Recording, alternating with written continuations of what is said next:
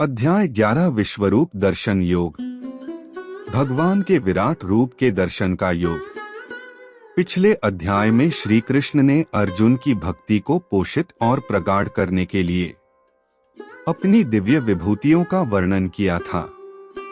अध्याय के अंत में वे स्पष्ट रूप से अपने असीम विश्वरूप का उल्लेख करते हुए कहते हैं कि उसमें दिखाई देने वाले सभी सौंदर्य, ऐश्वर्य, तेज और शक्तियों को उनके तेज का स्फुलिंग मानो।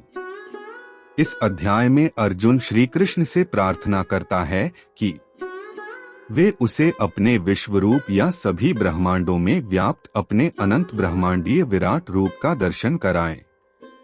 तब श्री कृष्ण उस पर कृपा करते हुए उसे अपनी दिव्य दृष्टि प्रदान करते हैं, जिसे प्राप्त कर अर्जुन देवों के देव श्री कृष्ण के शरीर में संपूर्ण सृष्टि का अवलोकन करता है।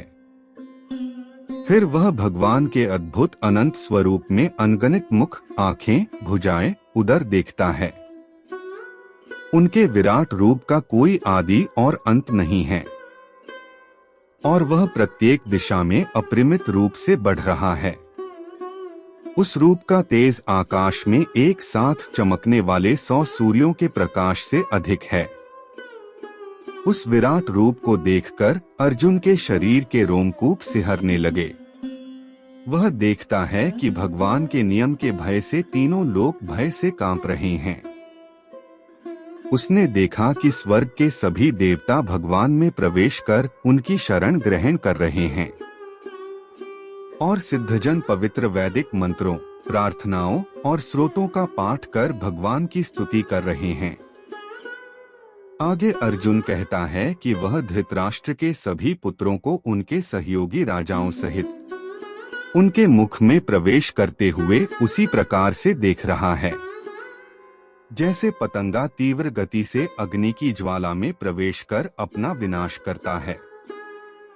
तब अर्जुन स्वीकार करता है कि भगवान के विश्वरूप को देखकर उसका हृदय भय से कांप रहा है और उसने अपना मानसिक संतुलन खो दिया है। भयभीत अर्जुन श्री कृष्ण से उनके इस भयानक रूप की वास्तविकता जानना चाहता है, जो कि उनके उस रूप जैसा नहीं था तथा जिसे वह अब से पहले अपने गुरु और मित्र के रूप में जानता था। इसका उत्तर देते हुए श्री कृष्ण कहते हैं कि वे काल के रूप में तीनों लोकों के संहारक हैं। वे घोषणा करते हैं कि कौरव पक्ष के महायोद्धा पहले ही उनके द्वारा मारे जा चुके हैं, इसलिए अपनी विजय को सुनिश्चित मानते हुए उठो और युद्ध करो। इसकी प्रतिक्रिया में अर्जुन अदम्य साहस और अतुल्य शक्ति से संपन्न भगवान के रूप में उनकी प्रशंसा करता है और पुनः उनकी वंदना करता है। वह कहता है कि यदि दीर्घकालीन मित्रता के दौरान श्री कृष्ण को केवल मानव के रूप में देखने के कारण उपेक्षित भाव से भूलवशः उससे उनके प्रति कोई अपराध हो गया हो तो वे उसे क्षमा कर दें। वह उन्हें उस पर दया कर उन्हें एक बार पुनः अपना आनंदमयी भगवान का रूप दिखाने की प्रार्थना करता है। श्री कृष्ण उसकी प्रार्थना को स्वीकार करते हुए पहले अपना चतुर्भुज नारायण रूप और तत्पश्चात अपना 2 भुजाओं वाला मनोहारी पुरुषोत्तम रूप धारण करते हैं। वे अर्जुन को बताते हैं कि अर्जुन भगवान के जिस विश्वरूप को देख चुका है उसका दर्शन करना अत्यंत कठिन है। वेदों के अध्ययन करने से उनके साकार रूप को देखा नहीं जा सकता। उनके साकार रूप को न तो वेदों के अध्ययन द्वारा और न ही तपस्या, दान या अग्निहोत्र यज्ञों द्वारा देखा जा सकता है। लेकिन अर्जुन, मैं जिस रूप में तुम्हारे समक्ष खड़ा हूँ उसे केवल विशुद्ध और अनन्य भक्ति से देखा जा सकता है और उसमें एकीकृत हुआ जा सकता है। भगवत गीता अध्याय 11 श्लोक 1। अर्जुन ने कहा, मुझ पर करुणा कर, आप द्वारा प्रकट किए गए परम गुह्य आध्यात्मिक ज्ञान को सुनकर अब मेरा मोह दूर हो गया है। अर्थात अर्जुन भगवान श्री कृष्ण की विभूतियों को सुनकर और उसी प्रकार से परम पुरुषोत्तम भगवान के दिव्य स्वरूप को जानकर भाव विभोर हो गया और उसे अनुभव हुआ कि अब उसका मोह भंग हो चुका है। उसने स्वीकार कर लिया कि श्री कृष्ण न केवल उसके प्रिय मित्र है बल्कि परम पुरुषोत्तम भगवान भी हैं। अब इस अध्याय के प्रारंभ में ही वह भगवान श्री कृष्ण द्वारा कृपापूर्वक प्रकट किए गए ज्ञान को कृतज्ञतापूर्वक स्वीकार करता है। भगवत गीता अध्याय 11 श्लोक 2। मैंने आपसे सभी प्राणियों की उत्पत्ति और संहार के संबंध में विस्तार से सुना है। हे कमल नयन, मैंने आपकी अविनाशी महिमा को भी जाना है। अर्थात अर्जुन समस्त भौतिक अभिव्यक्तियों के उत्पन्न और नष्ट करने वाले स्रोत के रूप में उनकी महिमा की निरंतर पुष्टि कर रहा है। वह श्री कृष्ण को कमलपत्रक्ष कहकर संबोधित करता है। इसका तात्पर्य है जिसके नेत्र कमल के फूल के समान विशाल, कोमल, सुंदर और मतवाले हैं। उपर्युक्त श्लोक द्वारा अर्जुन सूचित करता है, हे श्री कृष्ण, मैंने आपसे आपकी अक्षय महिमा को सुना। यद्यपि आप सब में निवास करते हैं तथापि उनकी अपूर्णता से अछूते रहते हैं। यद्यपि आप परम नियंता हैं फिर भी आप अकर्ता हो और हमारे कर्मों के लिए उत्तरदायी नहीं होते। आप हमें कर्मों का फल प्रदान करते हैं और आप सबके लिए निष्पक्ष और समान रहते हैं। आप परम साक्षी और कर्मों का फल प्रदान करने वाले न्यायाधीश हो। इसलिए मैं निश्चय पूर्वक कहता हूं कि आप ही सभी प्राणियों की आराधना का परम लक्ष्य हो। भगवत गीता अध्याय 11 श्लोक 3। हे परमेश्वर, तुम वास्तव में वही हो जिसका आपने मेरे समक्ष वर्णन किया है। किंतु हे परम पुरुषोत्तम, मैं आपके विराट रूप को देखने का इच्छुक हूं। अर्थात अर्जुन ने श्री कृष्ण को पुरुषोत्तम कहकर संबोधित किया है क्योंकि कोई और उनके समान नहीं है। प्रायः विद्वत जनों को शुष्क बौद्धिक विश्लेषण पर आधारित अपने मत के अनुसार भगवान के साकार रूप की संकल्पना को स्वीकार करना कठिन प्रतीत होता है। वे भगवान को केवल निराकार ज्योति प्रकाश के रूप में अनुभव करते हैं और उसे गुण, धर्म, विशेषता और लीला रहित मानते हैं। यदि हम अणु जीवात्माएं साकार व्यक्तित्व रूप से युक्त है, तब फिर हमें परम प्रभु के साकार व्यक्तित्व को स्वीकार क्यों नहीं करना चाहिए। भगवान का केवल साधारण व्यक्तित्व ही नहीं है बल्कि विशिष्ट व्यक्तित्व भी है। इसलिए उन्हें परम पुरुषोत्तम कहा जाता है। भगवान और हमारे बीच असमानता यह है कि उनका व्यक्तित्व न केवल पूर्ण है बल्कि उनका सर्वत्र व्यापक निराकार रूप भी है जो गुण, रूप और लीला रहित है। अर्जुन स्पष्ट करता है कि वह भगवान के परम व्यक्तित्व को वैसा ही मानता है जैसा कि उन्होंने उसके समक्ष वर्णन किया है। वह उनके साकार रूप पर विश्वास करता है किंतु फिर भी उनके सभी ऐश्वर्यों से परिपूर्ण अर्थात विराट विश्वरूप को देखने की इच्छा व्यक्त करता है। वह उसे स्वयं अपनी आंखों से देखना चाहता है। भगवत गीता अध्याय 11 श्लोक 4। आप सभी अप्रकट शक्ति के स्वामी हैं भगवन। यदि आप यह सोचते हैं कि मैं इसे देखने में समर्थ हूँ, तब मुझे अपना अविनाशी विराट स्वरूप दिखाने की कृपा करें। अर्थात पिछले श्लोक में अर्जुन ने परमेश्वर का दिव्य स्वरूप देखने की इच्छा व्यक्त की थी। अब वह उनकी स्वीकृति प्राप्त करने की इच्छा से कहता है कि हे योगेश्वर, मैंने अपनी इच्छा व्यक्त कर दी है। यदि आप मुझे सुयोग्य पात्र मानते हो तो कृपया मुझे अपना विराट रूप दिखाएं। और मुझे अपना योग ऐश्वर्य, रहस्यमय ऐश्वर्य भी दिखाए। योग जीवात्मा को परमात्मा से जोड़ने का विज्ञान है और जो इसका पालन करते हैं उन्हें योगी कहा जाता है।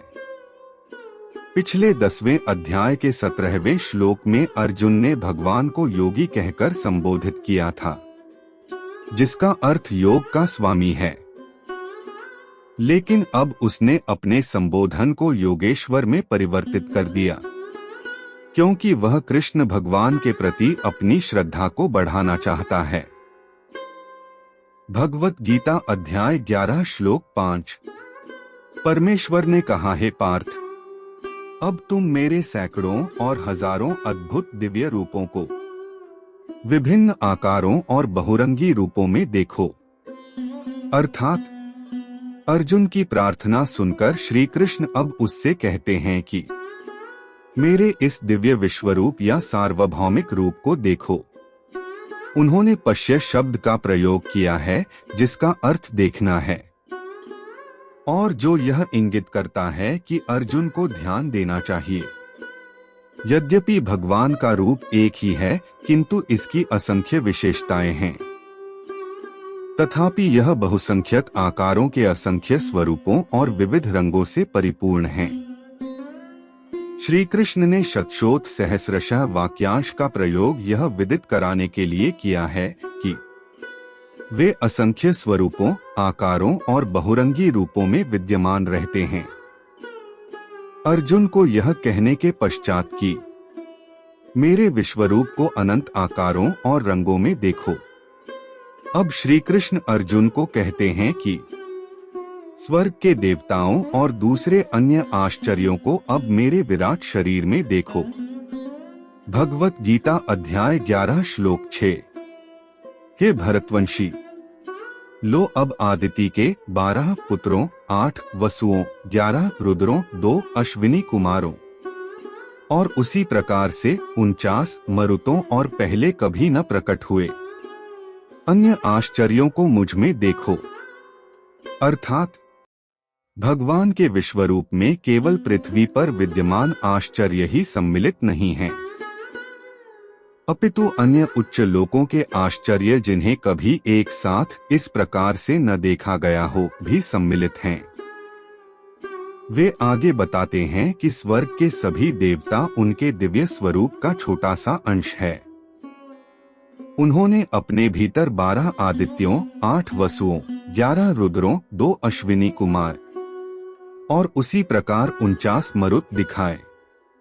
आदिति के 12 पुत्रों के नाम धाता, मित्र, अर्यमा, शक्रा, वरुण, अंश, भाग, विवस्वान, पूषा, सविता, त्वष्टा और वामन हैं। 8 वसुओं का नाम दारा, ध्रुव, सोम, आह, अनिला, अनला, प्रत्युष और प्रभास हैं। 11 रुद्रों में हारा, बहुरूपा, त्रयंबका, अपराजिता, वृषकपि, शंभु, कपाड़ी, रायवता, मृगाव्याध, सर्वा और कपाली हैं। 2 जुड़वा जन्मे अश्विनी कुमार भगवान के वैद्य हैं। भगवत गीता अध्याय 11 श्लोक 7। हे अर्जुन, सभी चर और अचर सहित समस्त ब्रह्मांडों को एक साथ मेरे विश्वरूप में देखो। इसके अतिरिक्त तुम कुछ और भी देखना चाहो तो वह सब मेरे विश्वव्यापी रूप में देखो। अर्थात श्री कृष्ण से उनका विराट स्वरूप देखने का निर्देश सुनकर अर्जुन आश्चर्य में पड़ जाता है कि वह इसे कहां से देखे। इसलिए श्री कृष्ण कहते हैं वह इन्हें उनके इस परम विशिष्ट शरीर में देखे, जहां वह सभी ब्रह्मांडों को उनके चर और अचर अस्तित्वों सहित देख सकता है। वह समस्त अस्तित्वों और पूर्व में घटित और उसी प्रकार से भविष्य में घटित होने वाली घटनाओं को भी देख सकता है। इस प्रकार से अर्जुन युद्ध में पांडवों की विजय और कौरवों के पराजय की घटना को भी देख सकता है, जो कि ब्रह्मांडों को प्रकट करने के लिए ब्रह्मांडीय योजना का एक अंश है। भगवत गीता अध्याय 11 श्लोक 8। परंतु तुम अपनी आंखों से मेरे दिव्य ब्रह्मांडीय स्वरूप को नहीं देख सकते हो, इसलिए मैं तुम्हें दिव्य दृष्टि प्रदान करता हूँ। अब मेरी दिव्य विभूतियों को देखो। अर्थात जब परम प्रभु संसार में अवतरित होते हैं तब उनके दो रूप होते हैं, एक भौतिक स्वरूप जिसे भौतिक आंखों से देखा जा सकता है और दूसरा दिव्य रूप जिसे दिव्य दृष्टि से देखा जा सकता है। इस प्रकार से मनुष्य उन्हें पृथ्वी पर अवतार के रूप देखते तो हैं, किंतु वे केवल उनका शारीरिक रूप देखते हैं, क्योंकि भगवान के दिव्य रूप को उनकी प्राकृत आंखें नहीं देख सकती। इसी कारण से जब भगवान पृथ्वी पर अवतार लेकर प्रकट होते हैं उस समय भौतिक जगत की जीवात्माएं भगवान को पहचान नहीं पाती। श्री कृष्ण ने 9वें अध्याय के 11वें श्लोक में उल्लेख किया है, जब वे पृथ्वी पर साकार रूप में प्रकट होते हैं उस समय अज्ञानी लोग उन्हें पहचान नहीं पाते। यही समान सिद्धांत उनके विश्वरूप पर भी लागू होता है। इसलिए अर्जुन उनका विराट रूप देखना चाहता है, परंतु अर्जुन कुछ नहीं देख सका क्योंकि उसकी आंखें भौतिक थीं। भौतिक आंखें उस सार्वभौमिक रूप को देखने में असमर्थ होती हैं और साधारण मनुष्य की बुद्धि उसे समझने के लिए समर्थ नहीं होती। इसलिए श्री कृष्ण कहते हैं कि वे अब उसे दिव्य दृष्टि प्रदान करेंगे, जिसके द्वारा उनके सार्वभौमिक रूप को उसके समस्त वैभवों सहित देखा जाना संभव हो सकेगा। दिव्य आध्यात्मिक दृष्टि प्रदान करने का कार्य भगवान की कृपा से संपन्न होता है। अपनी कृपा द्वारा भगवान जीवात्मा को अपनी दिव्य दृष्टि, दिव्य मन और अपनी दिव्य बुद्धि को जीवात्मा की प्राकृत दृष्टि, प्राकृत मन और प्राकृत बुद्धि के साथ जोड़ देते हैं।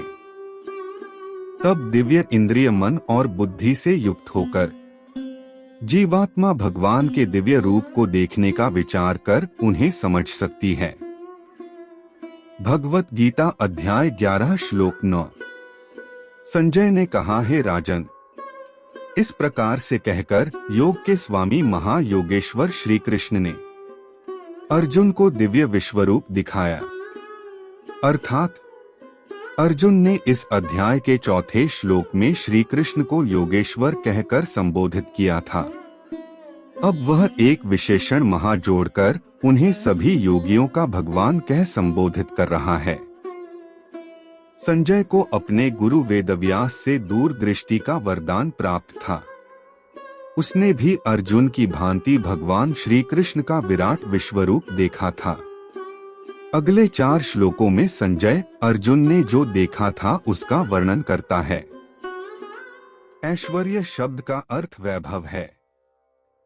भगवान का विराट विश्वरूप उनके ऐश्वर्यों की अभिव्यक्तियों से परिपूर्ण है और इसे देखने से भय, विस्मय और श्रद्धा उत्पन्न होती है। भगवत गीता अध्याय 11 श्लोक 10 से 11। अर्जुन ने भगवान के दिव्य विराट रूप में असंख्य मुख और आंखों को देखा। उनका रूप अनेक दैवीय आभूषण से अलंकृत था और कई प्रकार के दिव्य शस्त्रों को उठाए हुए था। उन्होंने उस शरीर पर अनेक मालाएं और वस्त्र धारण किए हुए थे, जिस पर कई प्रकार की दिव्य मधुर सुगंधियां लगी थी। वह स्वयं को आश्चर्यमय और अनंत भगवान के रूप में प्रकट कर रहे थे, जिनका मुख सर्वव्याप्त था। अर्थात संजय अनेक और अनंत शब्दों का प्रयोग कर श्री कृष्ण के दिव्य विश्वरूप का विस्तार पूर्वक वर्णन करता है। भगवान का विश्वरूप समस्त सृष्टि का शरीर है और इसलिए वह असंख्य मुखों, आंखों, मुंह, आकार, रंगों और रूपों से युक्त है। मनुष्य की बुद्धि सभी वस्तुओं को काल, स्थान और रूप के सीमित आधार पर ग्रहण करने की आदी होती है। भगवान के विश्वरूप में सभी प्रकार के असाधारण आश्चर्य और चमत्कार सभी दिशाओं में प्रकट होते हैं। और यह सीमाओं, स्थान और समय से परे है। इसलिए समुचित रूप से इसे आश्चर्यजनक कहकर परिभाषित किया जा सकता है। भगवत गीता अध्याय 11 श्लोक 12। यदि आकाश में हजारों सूर्य एक साथ उदय होते हैं तो भी उन सबका प्रकाश भगवान के दिव्य तेजस्वी रूप की समानता नहीं कर सकता। अर्थात संजय अब भगवान के विश्वरूपी दिव्य तेज का वर्णन करता है। इसकी चकित कर देने वाली दीप्ति का आभास कराने के लिए वह मध्याह्न में एक साथ हजारों चमकते हुए सूर्यों के प्रकाश से इसकी तुलना करता है। वास्तव में भगवान की प्रभा असीमित है और इसे सूर्य के तेज के साथ परिमाणित नहीं किया जा सकता। प्रायः वक्ता अप्रकट का वर्णन प्रकट के बहिर्वेशन द्वारा करते हैं। संजय ने यहाँ हजारों सूर्यों की उपमा देकर अपने अनुभव को व्यक्त किया है कि भगवान के विश्वरूप के तेजस्व के समतुल्य कोई नहीं है। भगवत गीता अध्याय 11 श्लोक 13। अर्जुन ने देवों के देव के उस दिव्य शरीर में एक ही स्थान पर स्थित समस्त ब्रह्मांडों को देखा। अर्थात भगवान के विश्वरूप के चमत्कारी दृश्यों का वर्णन करने के पश्चात संजय कहता है कि यह संपूर्ण विश्व को समेटे हुए हैं। इससे अधिक आश्चर्य यह है कि अर्जुन ने श्री कृष्ण के शरीर में समग्र अस्तित्वों का अवलोकन किया। उसने अनंत ब्रह्मांडों की समस्त सृष्टि को उनकी बहुसंख्यक आकाश गंगाओं और ग्रह प्रणालियों सहित परमेश्वर के दिव्य शरीर के एक अंश में देखा। अपने बचपन की लीलाओं के दौरान श्री कृष्ण ने अपनी मां यशोदा को भी अपना विराट रूप दिखाया था। परम प्रभु अपने रहस्यमयी वैभव को छिपाकर भक्तों को आनंद प्रदान करने हेतु एक छोटे बालक की भूमिका निभा रहे थे। श्री कृष्ण को अपना पुत्र समझकर यशोदा माता ने उन्हें बार बार लगातार मना करने के पश्चात भी मिट्टी खाने के लिए कठोर दंड दिया और उन्हें अपना मुंह खोलने को कहा ताकि वह देख सकें कि उन्होंने मिट्टी खाई है या नहीं। किंतु उस समय वह आश्चर्यचकित रह गईं जब श्री कृष्ण ने अपनी योगमाया शक्ति द्वारा अपना मुंह खोलकर उसे अपने विराट रूप का दर्शन कराया। यशोदा छोटे से बालक के मुंह में असंख्य आश्चर्यों और वैभवों को देखकर बेसुध हो गईं। इस आश्चर्यजनक दृश्य के अवलोकन से वशीभूत होकर वह मूर्छित हो गईं और श्री कृष्ण के छूने से वह अपनी सामान्य अवस्था में लौटी। जिस विराट रूप को श्री कृष्ण ने माता यशोदा को दिखाया था उसी रूप को वह अपने प्रिय मित्र अर्जुन के समक्ष प्रकट करते हैं। अब संजय श्री कृष्ण के विराट रूप के संबंध में अर्जुन की प्रतिक्रिया का वर्णन करेंगे। भगवत गीता अध्याय 11 श्लोक 14। विश्वरूप दर्शन योग। तब आश्चर्य में डूबे अर्जुन के शरीर के रोंगटे खड़े हो गए और वह मस्तक को झुकाए भगवान के समक्ष हाथ जोड़कर इस प्रकार प्रार्थना करने लगा। अर्थात सांसें रोक देने वाले उस दृश्य को श्रद्धा के साथ देखकर अर्जुन विस्मय के साथ अवाक रह गया। इस दृश्य ने आनंद के आवेग से उत्पन्न उसके हृदय की भक्तिमय तंत्रियों को झकझोर दिया। भक्तिमय मनोभावों द्वारा अनुभव किया गया उत्साह कभी कभी शारीरिक लक्षणों हाव भावों में प्रदर्शित होता है। भक्ति ग्रंथों में ऐसे 8 लक्षणों या अष्ट सात्विक भाव का वर्णन किया गया है जो कभी कभी भक्तों में प्रकट होते हैं जब उनका हृदय भक्ति से रोमांचित हो जाता है। स्तंभवत होना, स्वेद, स्वरभंग, कंपन, विवर्णता, भस्मवर्ण होना, अश्रुपात और प्रलय, मूर्छा, ये सब शारीरिक लक्षण हैं जिनके द्वारा हृदय में कभी कभी अगाध प्रेम प्रकट होता है। यही अर्जुन ने अनुभव किया था जिससे उसके शरीर के रोमकूप सिहरने लगे। श्रद्धा के साथ नतमस्तक होकर और हाथ जोड़कर अर्जुन ने यह शब्द कहे। अर्जुन ने क्या कहा इसका वर्णन आगे 17 श्लोकों में किया जाएगा। भगवत गीता अध्याय 11 श्लोक 15। अर्जुन ने कहा, मैंने आपके शरीर में सभी देवताओं और विभिन्न प्रकार के जीवों को देखा। मैंने वहां कमल पर आसीन ब्रह्मा और शिव तथा सभी ऋषियों और स्वर्ग के सर्पों को देखा। अर्थात अर्जुन ने कहा कि स्वर्गलोक सहित मैं तीनों लोकों के बहुसंख्यक जीवों को देख रहा था। कमलासनस्थन शब्द का प्रयोग ब्रह्मा के लिए किया गया है, जो ब्रह्मांड के वृत्ताकार कमल के फूल पत्तों पर आसीन थे। भगवान शिव, विश्वामित्र जैसे ऋषि और वासुकी जैसे सर्प सभी भगवान के विराट रूप में दिखाई दे रहे थे। भगवत गीता अध्याय 11 श्लोक 16। मैं सभी दिशाओं में अनगिनत भुजाएं, उदर, मुंह और आंखों के साथ आपके सर्वत्र फैले हुए अनंत रूप को देखता हूँ। हे ब्रह्मांड के स्वामी, आपका रूप अपने आप में अनंत है। मुझे आप में कोई आरंभ, मध्य और अंत नहीं दिखता। अर्थात अर्जुन ने इस श्लोक में दो संबोधनों का प्रयोग किया है। विश्वेश्वर जिसका अर्थ ब्रह्मांड के नियामक और विश्वरूप का अर्थ सार्वभौमिक रूप है। अर्जुन ने कहा कि हे श्री कृष्ण, ब्रह्मांड में केवल आपकी अभिव्यक्ति के सिवाय और कुछ नहीं है और आप परम गुरु भी हैं।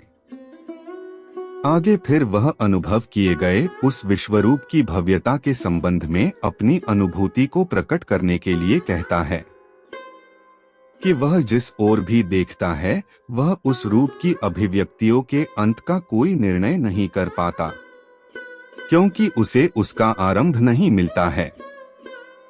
जब वह उस रूप का आरंभ खोजना चाहता है तो वह उसे पाने में सफल नहीं होता। जब वह मध्य में देखना चाहता है तो वह पुनः निष्फल रहता है, और जब वह अंत पाना चाहता है तो अपने समक्ष प्रकट परिदृश्य की कोई सीमा नहीं देख पाता। भगवत गीता अध्याय 11 श्लोक 17। विश्वरूप दर्शन योग में मुकुट से सुशोभित चक्र और गदा से सुसज्जित शस्त्रों के साथ सर्वत्र दीप्तिमान लोक के रूप में आपके रूप को देख रहा हूँ। इस चमचमाती अग्नि में आपके तेज को देख पाना कठिन है, जो सभी दिशाओं से प्रस्फुटित होने वाले सूर्य के प्रकाश की भांति है। अर्थात प्राकृत आंखों से किसी अति दीप्तिमान वस्तु को देखने से आंखें चुंधिया जाती हैं। अर्जुन के समक्ष हजारों चमकते सूर्यों से अधिक दीप्तिमान विश्वरूप था।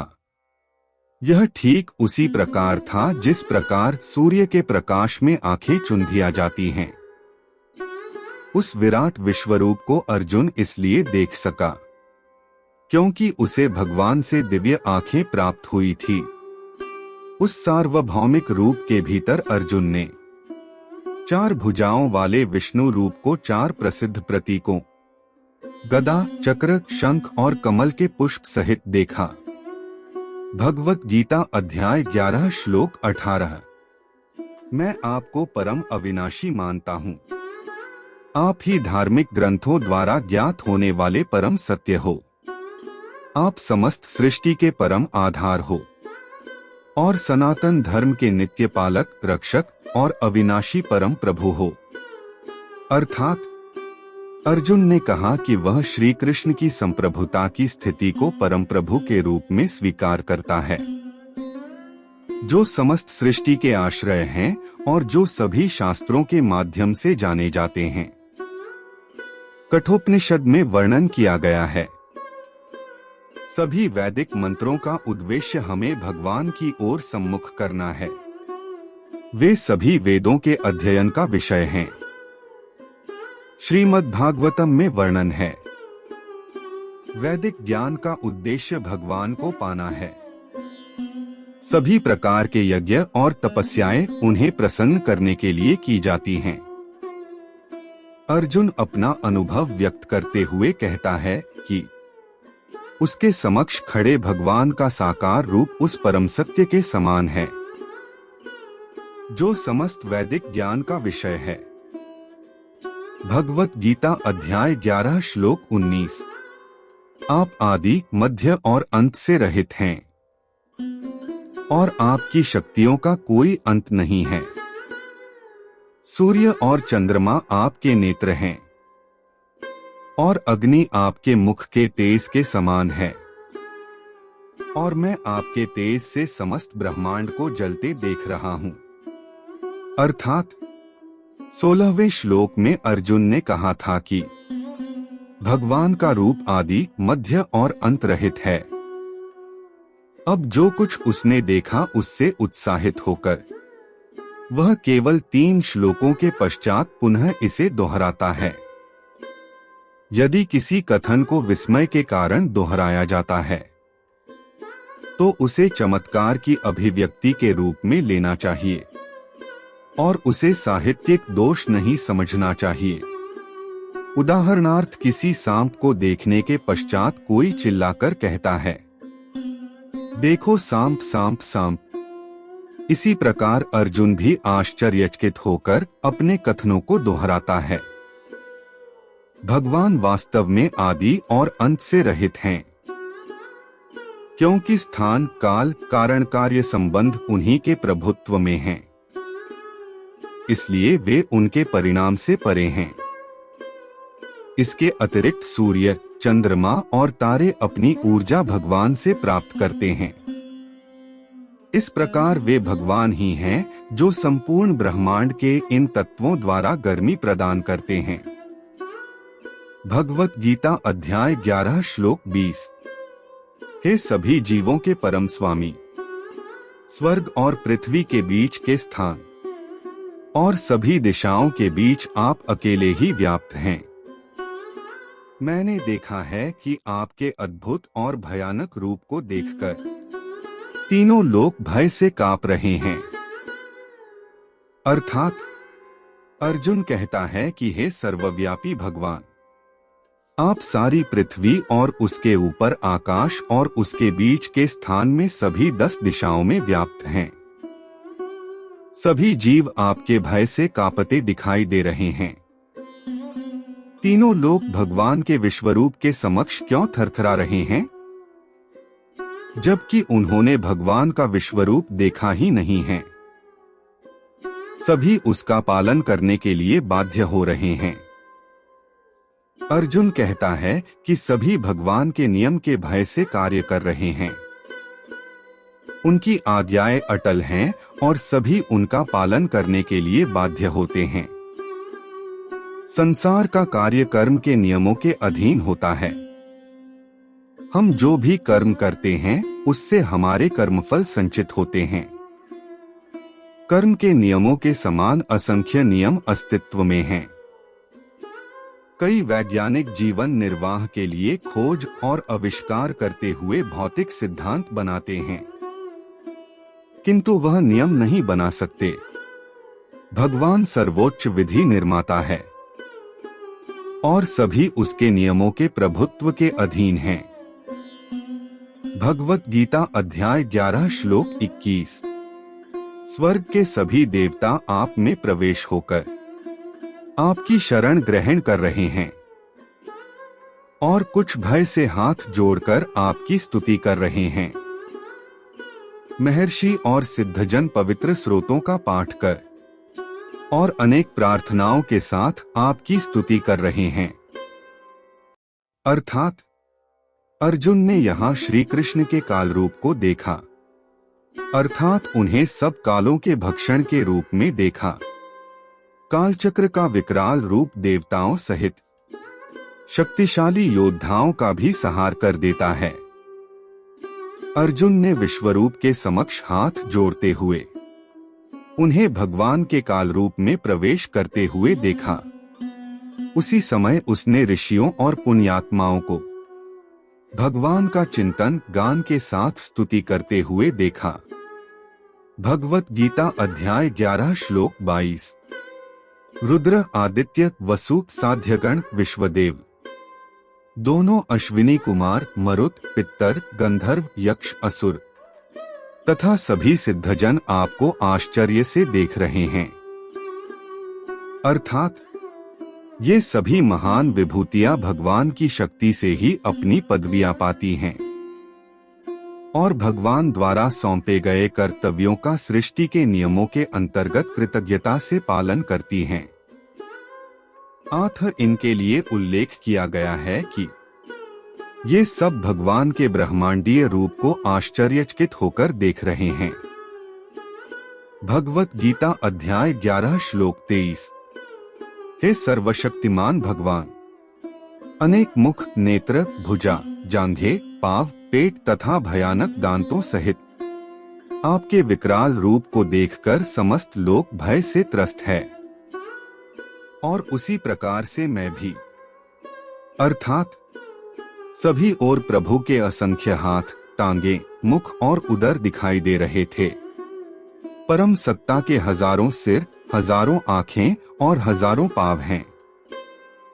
उन्होंने समस्त ब्रह्मांड को अपने आवरण में समेट रखा है, किंतु फिर भी वे इससे परे हैं। वह सब मनुष्यों में लगभग नाभि से 10 अंगुल ऊपर हृदय कमल में रहते हैं।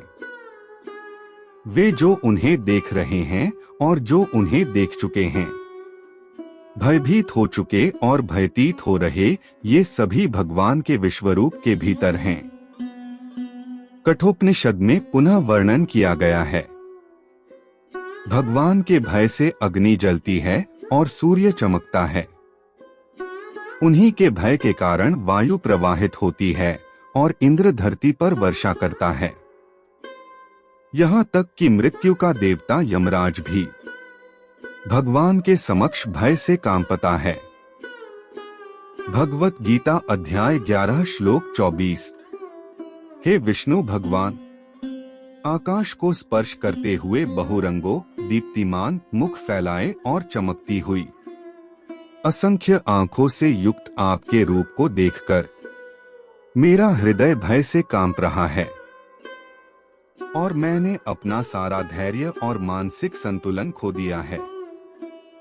अर्थात भगवान के ब्रह्मांडीय रूप को देखकर अर्जुन की श्री कृष्ण के साथ संबंध की प्रकृति परिवर्तित हो गई। पहले वह उन्हें अपने अंतरंग मित्र के रूप में देखता था और उनका परस्पर व्यवहार एक सहयोगी की भांति था। यह प्रेम की प्रकृति है।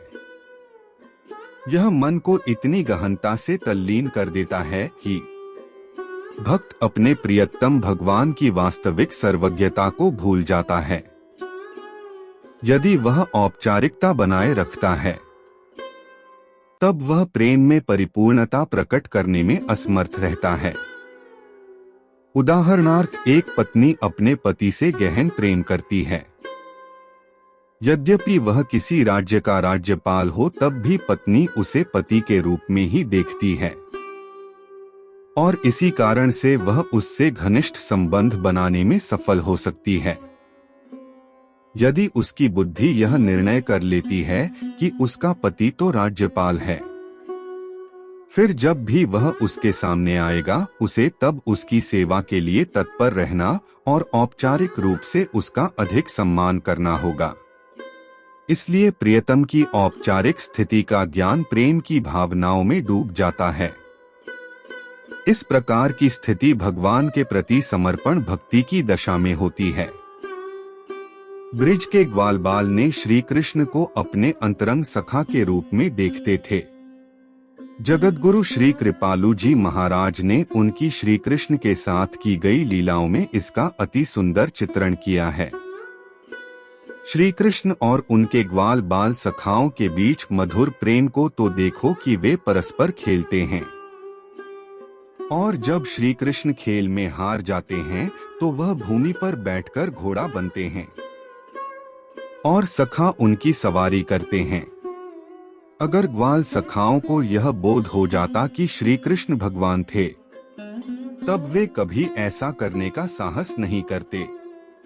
इसी प्रकार भगवान भी अपने भक्तों के अंतरंग संबंध को पसंद करते हैं। जिससे कि वे उनके साथ प्रिय मित्र के संबंध को निभा सके। जब श्री कृष्ण ने पृथ्वी पर प्रसिद्ध गोवर्धन पर्वत उठाने की लीला की, जिसमें उन्होंने स्वर्ग के राजा और वर्षा के देवता इंद्र द्वारा ब्रिज भूमि पर की गई मूसलाधार वर्षा से ब्रिजवासियों की रक्षा करने के लिए गोवर्धन पर्वत को अपनी बाएं हाथ की छोटी उंगली से उठा लिया था, तब उनकी इस लीला से उनके ग्वालबाल मित्र प्रभावित नहीं हुए थे। उनकी दृष्टि में श्री कृष्ण केवल उनके प्रिय मित्र थे और इसलिए उन्होंने विश्वास नहीं किया कि श्री कृष्ण ने पर्वत उठाया था। जगतगुरु श्री कृपालु जी महाराज ने इसका अत्यंत सुंदर चित्रण किया है। जब श्री कृष्ण ने गोवर्धन पर्वत को अपने बाएं हाथ की छोटी उंगली से उठाया, तब उनके ग्वाल सखाओं ने गोवर्धन पर्वत के तल पर छड़ी लगा दी और सोचने लगे कि वास्तव में उन्होंने इस पर्वत को उठाया था। तत्पश्चात इंद्र अपनी पराजय स्वीकार करते हुए हाथी पर बैठकर वहां आया। उसने श्री कृष्ण को परमात्मा के रूप में पहचाने बिना मूसलाधार वर्षा करने के लिए क्षमा मांगी। जब ग्वालबालों ने वहां स्वर्ग के राजा इंद्र को आते देखा, जो उनके मित्र के प्रति श्रद्धा व्यक्त करते हुए अपनी भूल के लिए क्षमा मांग रहा था, तब उन्हें बोध हुआ कि श्री कृष्ण भगवान हैं और उन्होंने दूर से श्री कृष्ण को भय से देखना आरंभ कर दिया। उनकी मित्रता को भक्ति भावना, भय और श्रद्धा में परिवर्तित होता देखकर श्री कृष्ण को शोक हुआ। हमारे भीतर परस्पर प्रेम का आनंद समाप्त हो चुका है। वे अब मुझे भगवान समझने लगे हैं। अतः उन्होंने अपनी योगमाया शक्ति द्वारा ग्वालबालों ने जो भी देखा था उसे विस्मृत करा दिया और तब वे पुनः अनुभव करने लगे कि श्री कृष्ण उनके मित्र के अलावा कुछ भी नहीं है। अर्जुन श्री कृष्ण का सखा भाव वाला भक्त था। श्री कृष्ण के साथ उसका व्यवहार एक मित्र जैसा था। इसीलिए उसने श्री कृष्ण को अपने रथ का सारथी बनाना स्वीकार किया था। अगर उसकी भक्ति इस सत्य से प्रेरित होती कि श्री कृष्ण समस्त सृष्टि के परम स्वामी हैं, तब अर्जुन उनसे कभी ऐसी निम्न सेवा न करवाता। लेकिन अब उनके अनंत वैभव और कल्पनातीत समृद्धि को देखकर श्री कृष्ण के प्रति उसका भातृत्व भाव भय में परिवर्तित हो गया। भगवत गीता अध्याय 11 श्लोक 25। प्रलय के समय की प्रचंड अग्नि के सदृश तुम्हारे अनेक मुखों के विकराल दांतों को देखकर मैं भूल गया हूँ कि मैं कहाँ हूँ और मुझे कहाँ जाना है। हे देवेश, आप ब्रह्मांड के आश्रयदाता हैं, कृपया मुझ पर करुणा करो। अर्थात अर्जुन ने श्री कृष्ण के जिस विश्वरूप को देखा, वह केवल श्री कृष्ण के व्यक्तित्व के अन्य स्वरूप हैं और उनसे भिन्न नहीं हैं। अनेक अद्भुत और आश्चर्यजनक भगवान की अभिव्यक्तियों को देखकर अर्जुन अब भयभीत हो जाता है और सोचने लगता है कि श्री कृष्ण उस पर क्रोधित है। इसलिए वह उनसे करुणा करने की प्रार्थना करता है। भगवत गीता अध्याय 11 श्लोक 26 से 27। मैं धृतराष्ट्र के सभी पुत्रों और उनके सहयोगी राजाओं को, भीष्म, द्रोणाचार्य, कर्ण तथा हमारे पक्ष के सेना नायकों को आपके विकराल मुख में प्रवेश करता देख रहा हूँ। इनमें से कुछ के सिरों को मैं आपके विकराल दांतों के बीच पिसता हुआ देख रहा हूँ। अर्थात इस श्लोक में अर्जुन इसका उल्लेख करता है कि भगवान के दांत कैसे हैं, और पिछले श्लोक में भी इसी प्रकार से किया। हम अपने दांतों से भोजन को चबाते हैं। भगवान के दांत उनकी संहार करने की शक्ति है, जो समय के काल चक्र के रूप में सबको चबाकर मृत्यु का ग्रास बनाती है। अमेरिका के कवि H.W. लोंगफेलो ने अपनी कविता में लिखा है, यद्यपि भगवान की चक्कियां दांत धीरे धीरे पीसती हैं, लेकिन वे अत्यधिक छोटा छोटा पीसती हैं। यद्यपि वे धैर्य के साथ खड़े होकर प्रतीक्षा करते हैं, किंतु वे सुनिश्चित रूप से सबको पीसते हैं। अर्जुन ने कौरवों के सेना नायक भीष्म, द्रोणाचार्य और अपनी सेना के सेना नायकों को तीव्रता से भगवान के मुख में प्रवेश करते हुए और उनके दांतों के बीच आते हुए देखा। उसने भगवान के विश्वव्यापी रूप में निकट भविष्य को देखा, क्योंकि भगवान काल की सीमाओं से परे हैं, इसलिए भूत, वर्तमान और भविष्य उनमें किसी भी समय दिखाई देते हैं। भीष्म, जो कौरवों और पांडवों के प्रपितामह शांतनु और गंगा के पुत्र थे, अपने पिता के पुनर्विवाह में सहायता करते हुए उन्होंने राज्य सिंहासन का त्याग करने और जीवन पर्यंत ब्रह्मचर्य का पालन करने की प्रतिज्ञा ली थी। भीष्म भली भांति जानते थे कि दुर्योधन दुष्ट है और वह पांडवों के अधिकार को छीनना चाहता है। इसके पश्चात भी वे दुर्योधन का समर्थन करते रहे। श्रीमद् भागवतम में भीष्म द्वारा भगवान को की गई प्रार्थना का वर्णन किया गया है। जब वे अपने जीवन के अंतिम समय बाणों की शैया पर लेटे हुए थे, मेरा मन अर्जुन के प्रिय मित्र श्री कृष्ण में एकाग्र हो जाए, जो अपने मित्र के आग्रह पर तुरंत ही पांडव सेना और कौरव सेना के मध्य रथ ले आए और वहां स्थित होकर जिन्होंने केवल अपनी दृष्टि से ही शत्रु पक्ष के सेना नायकों की आयु छीन ली, उन पार्थ सखा के चरणों में मेरी प्रीति बनी रहे। आथ भीष्म पितामह को स्वयं बोध था कि भगवान के विरुद्ध युद्ध लड़ने का परिणाम मृत्यु होगा।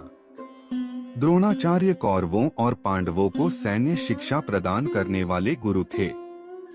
वे इतने निष्पक्ष थे कि उन्होंने अपने पुत्र अश्वत्थामा की अपेक्षा अर्जुन को युद्धकला में अधिक निपुण किया, किंतु उन्होंने विवशतापूर्वक दुर्योधन का पक्ष लिया, क्योंकि वे अपने जीवनयापन के लिए आर्थिक रूप से उस पर निर्भर थे।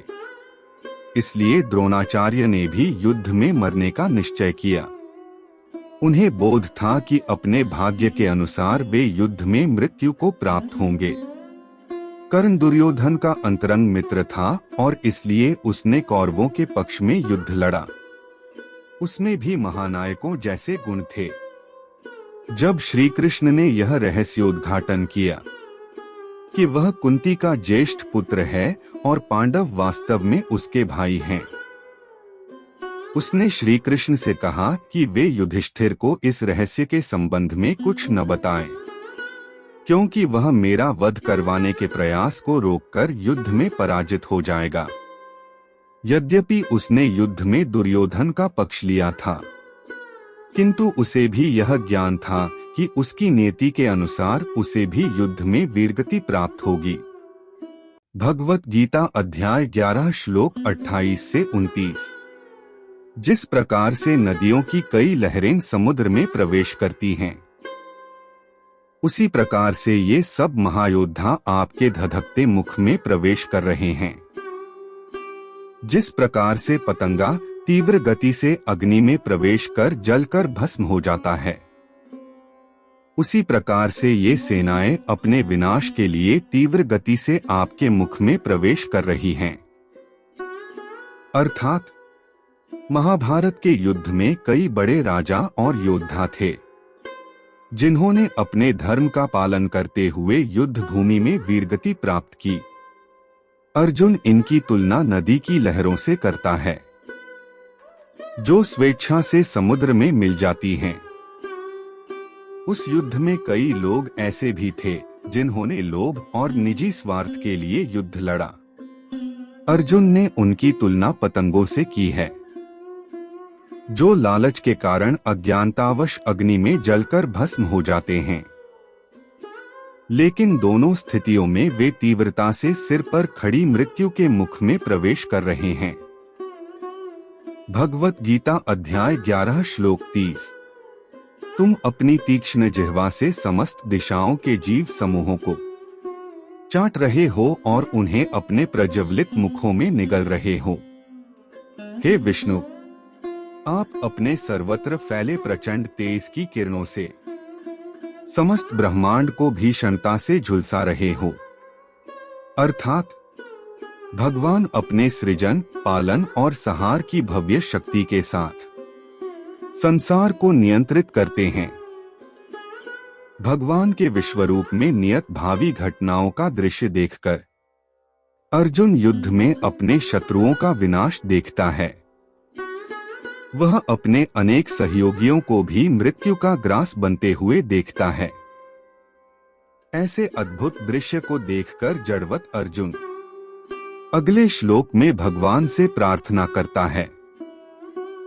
भगवत गीता अध्याय 11 श्लोक 31। हे देवेश, कृपया मुझे बताएं कि अति उग्र रूप में आप कौन हैं? मैं आपको प्रणाम करता हूँ। कृपया मुझ पर करुणा करें। आप समस्त सृष्टियों से पूर्व आदि भगवान हैं। मैं आपको जानना चाहता हूँ और मैं आपकी प्रकृति और प्रयोजन को नहीं समझ पा रहा हूँ। अर्थात इससे पूर्व अर्जुन ने भगवान का विश्वरूप देखने की प्रार्थना की थी। जब श्री कृष्ण ने उसे अपना विराट रूप दिखाया, तब अर्जुन मोहित और व्यथित हो गया। लगभग अकल्पनीय ब्रह्मांडीय दृश्य को देखकर अब अर्जुन भगवान की प्रकृति और प्रयोजन को जानने की हार्दिक अभिलाषा प्रकट करता है। इसलिए वह प्रश्न करता है, आप कौन हैं और आपका क्या प्रयोजन है? भगवत गीता अध्याय 11 श्लोक 32। परम प्रभु ने कहा, मैं प्रलय का मूल कारण और महाकाल हूँ, जो जगत का संहार करने के लिए आता है। तुम्हारे युद्ध में भाग लेने के बिना भी युद्ध की व्यूह रचना में खड़े विरोधी पक्ष के योद्धा मारे जाएंगे। अर्थात अर्जुन के प्रश्न की वे कौन हैं की प्रतिक्रिया में श्री कृष्ण सर्वशक्तिशाली काल और ब्रह्मांड के विनाशक के रूप में अपनी प्रकृति प्रकट करते हैं। काल शब्द की उत्पत्ति कलयति से हुई है, जिसका समानार्थक शब्द गण्यति है। इसका अर्थ है काल का स्मरण करते रहे हैं। सृष्टि की सभी घटनाएं काल के गर्भ में समा जाती है। ओपनहाइमर, जो प्रथम अणु बम बनाने की योजना के सदस्य थे और हिरोशिमा और नागासाकी के विनाश के साक्षी थे, उन्होंने श्री कृष्ण के इस श्लोक को निम्न प्रकार से उद्धृत किया है। काल, मैं समस्त जगत का विनाशक हूँ। काल सभी जीवों के जीवन की गणना और उसे नियंत्रित करता है। वह यह निश्चित करेगा कि कब भीष्म, द्रोणाचार्य और कर्ण जैसे महानुभावों के जीवन का अंत होगा। यह अर्जुन के युद्ध में भाग न लेने के पश्चात भी युद्ध भूमि की व्यूह रचना में खड़ी शत्रु सेना का विनाश कर देगा, क्योंकि भगवान की संसार निर्माण की विशाल योजना के अनुसार ऐसा होना भगवान की इच्छा है। यदि योद्धा पहले से ही मरे के समान है, तब फिर अर्जुन युद्ध क्यों लड़े? श्री कृष्ण इसे अगले श्लोक में स्पष्ट करेंगे। भगवत गीता अध्याय 11 श्लोक 33। इसलिए उठो, युद्ध करो और यश अर्जित करो। अपने शत्रुओं पर विजय पाकर समृद्ध राज्य का भोग करो। ये सब योद्धा पहले ही मेरे द्वारा मारे जा चुके हैं। हे श्रेष्ठ धनुर्धर, तुम तो मेरे कार्य को संपन्न करने का केवल निमित्त मात्र हो। अर्थात श्री कृष्ण कहते हैं कि उनकी इच्छा है कि कौरवों का विनाश हो और धर्म की मर्यादा के अनुसार हस्तिनापुर पर पांडव शासन करें। युद्ध के परिणाम के रूप में उन्होंने पहले से ही अधर्मियों का विनाश और धर्म की विजय निश्चित की है। संसार के कल्याण की उनकी विशाल योजना को किसी भी उपाय द्वारा टाला नहीं जा सकता। अब वह अर्जुन को बताते हैं कि वह चाहते हैं कि अर्जुन उनके कार्य को संपन्न करने का निमित्त मात्र बने।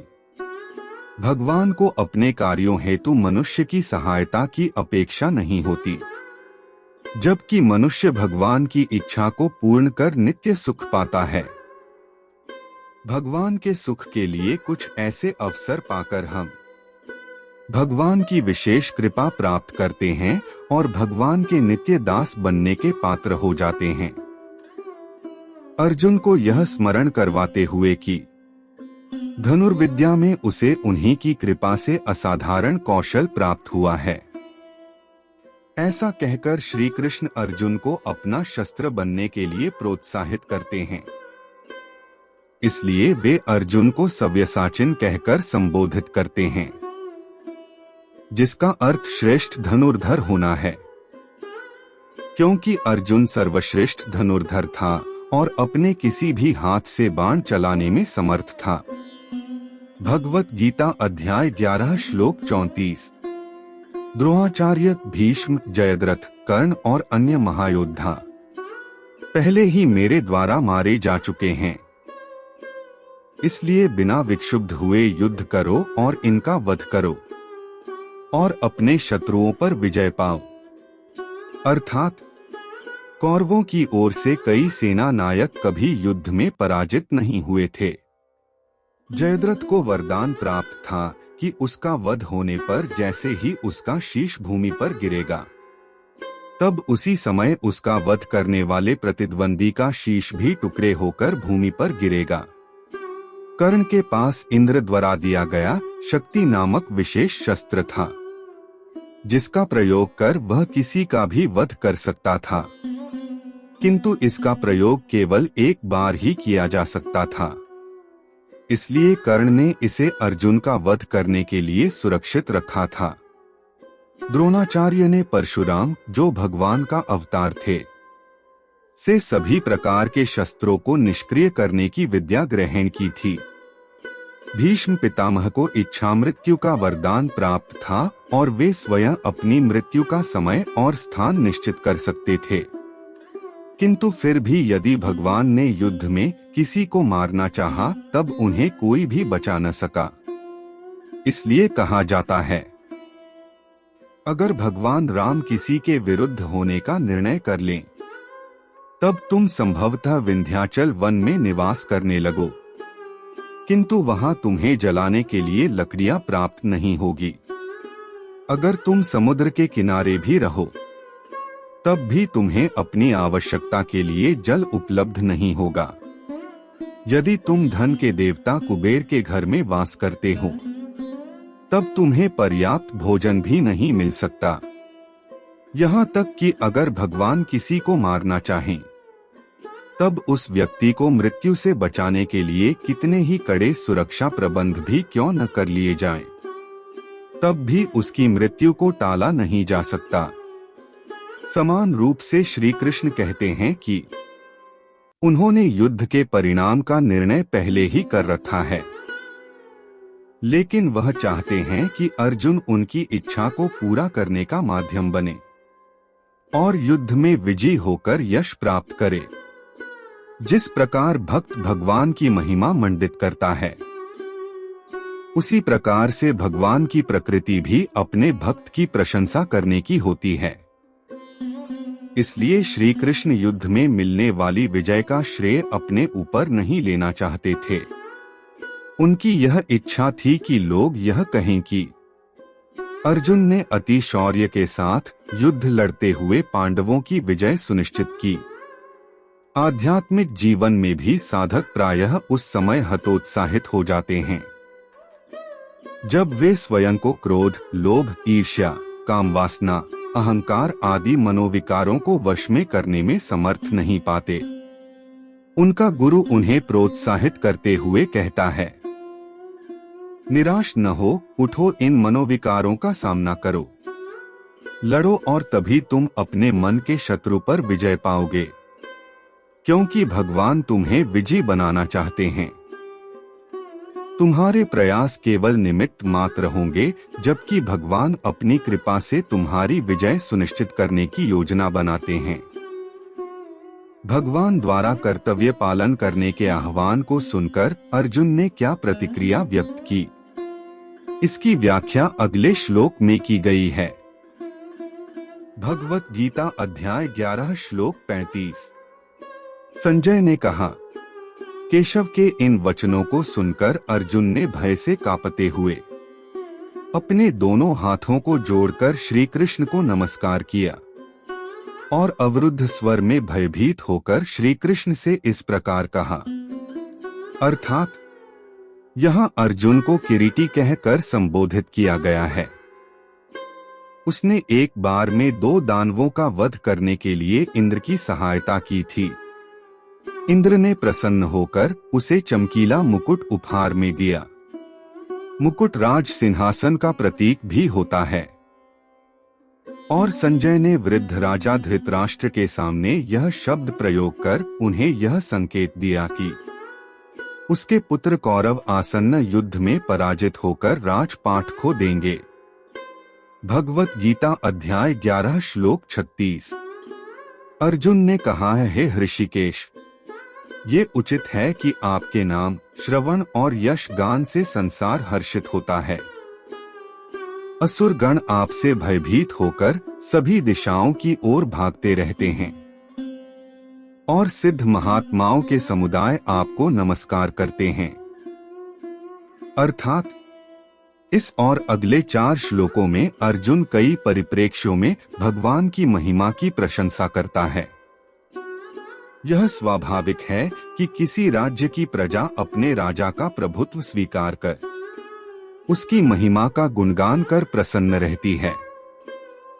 यह भी स्वाभाविक है कि जो लोग अपने राजा से शत्रुता रखते हैं वे उसकी उपस्थिति से भयभीत होकर इधर उधर भागते रहते हैं। राजा के लिए यह भी आवश्यक है कि उसके अनुचर, मंत्री आदि उसके प्रति निष्ठावान हो। अर्जुन भी इसके समरूप वर्णन करते हुए कहता है कि केवल यही उपयुक्त है कि संसार परम प्रभु की महिमा का गान करता है और असुर उनसे भयभीत रहते हैं और संत पुरुष श्रद्धा भक्ति युक्त होकर उनकी आराधना करते हैं। भगवत गीता अध्याय 11 श्लोक 37। हे सर्वश्रेष्ठ, आप ब्रह्मा से श्रेष्ठ और आदि सृष्टा हो, तब फिर वह आपको नमस्कार क्यों न करें। हे अनंत, हे देवेश, हे जगत के आश्रयदाता, आप सभी कारणों के कारण और अविनाशी हैं। आप व्यक्त और अव्यक्त से परे अविनाशी सत्य हो।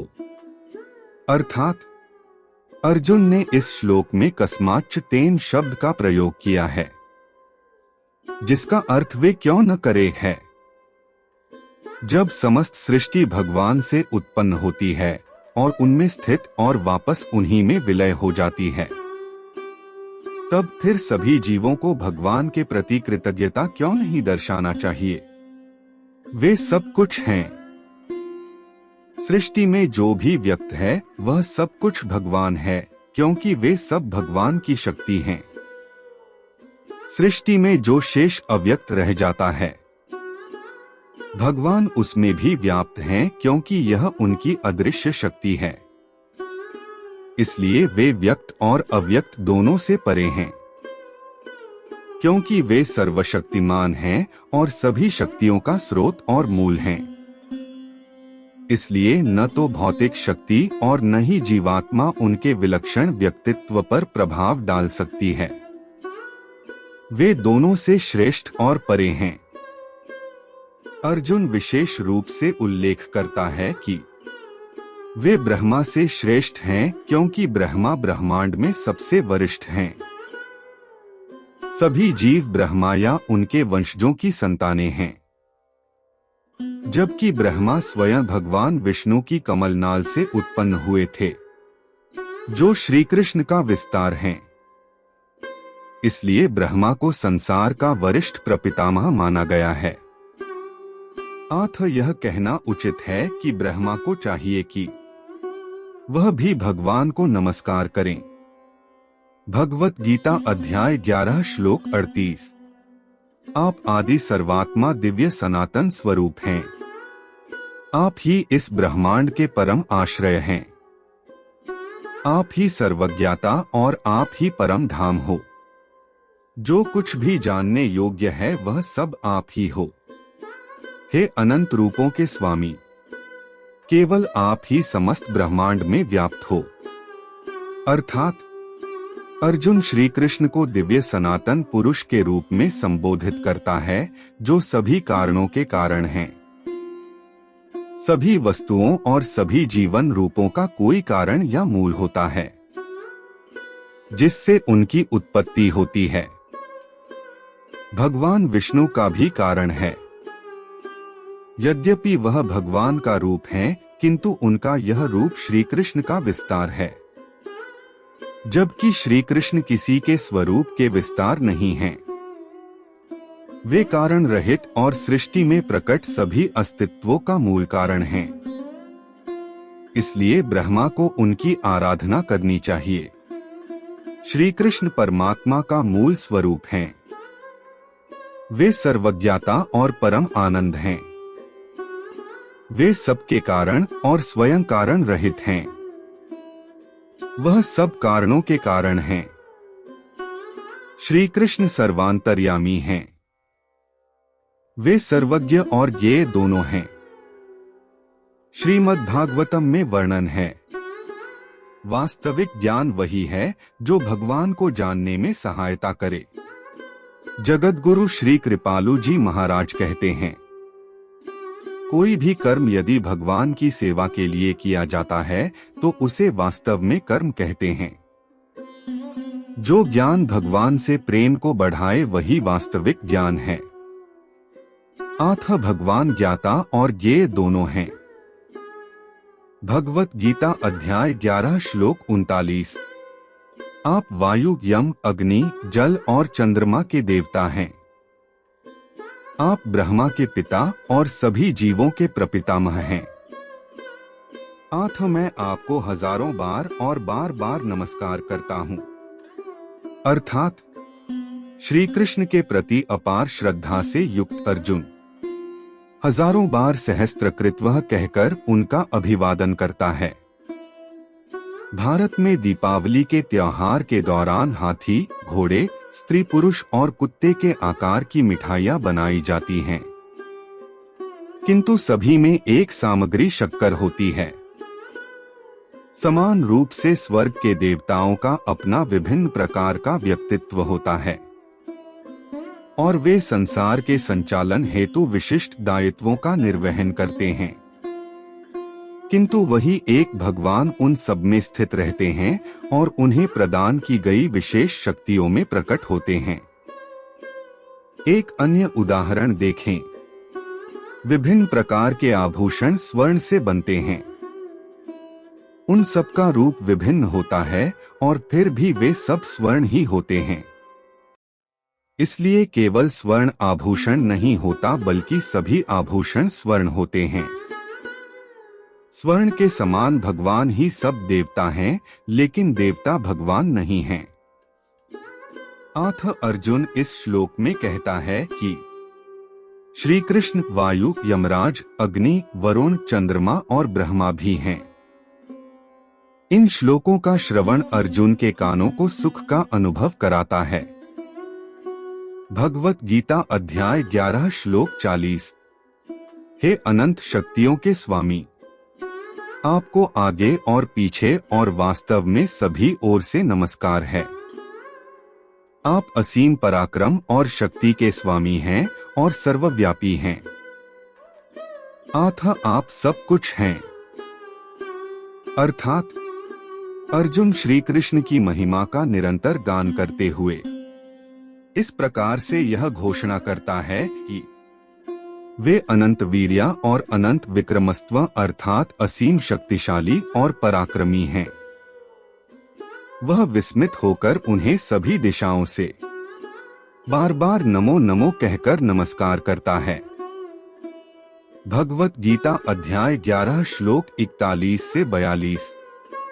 आपको अपना मित्र मानते हुए मैंने धृष्टतापूर्वक आपको हे कृष्ण, हे यादव, हे प्रिय मित्र कहकर संबोधित किया, क्योंकि मुझे आपकी महिमा का ज्ञान नहीं था।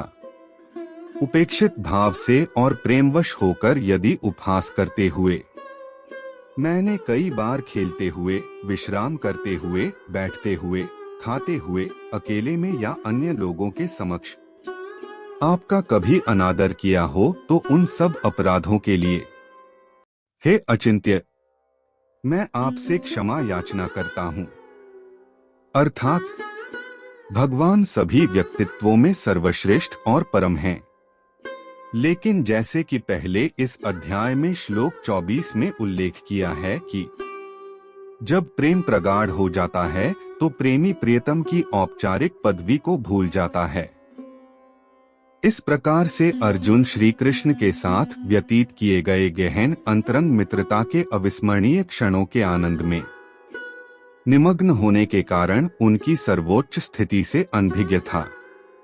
श्री कृष्ण का विश्वरूप देखकर अर्जुन अब यह जानकर दुखी हो जाता है कि भगवान केवल उसके मित्र और अंतरंग सखा नहीं हैं, बल्कि परम पुरुषोत्तम भगवान भी हैं, जिनका देवता, गंधर्व, सिद्धगण आदि श्रद्धायुक्त होकर आदर सत्कार करते हैं।